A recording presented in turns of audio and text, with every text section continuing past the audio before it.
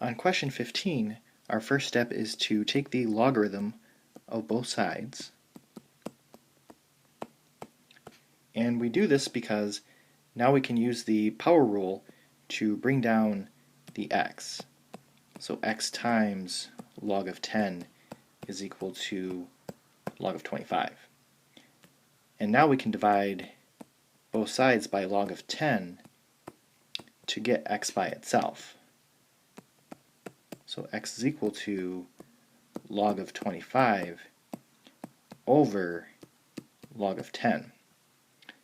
Now, this can be simplified further because log of 10 is equal to 1.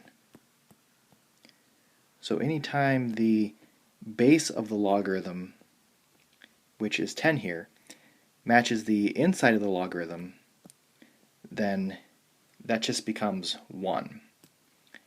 So like log base 3 of 3 is equal to 1, log base 4 of 4 is equal to 1, and here log base 10 of 10 is equal to 1.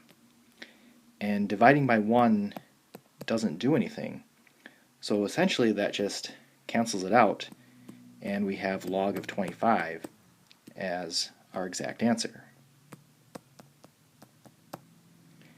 And then the decimal approximation would be 1.398.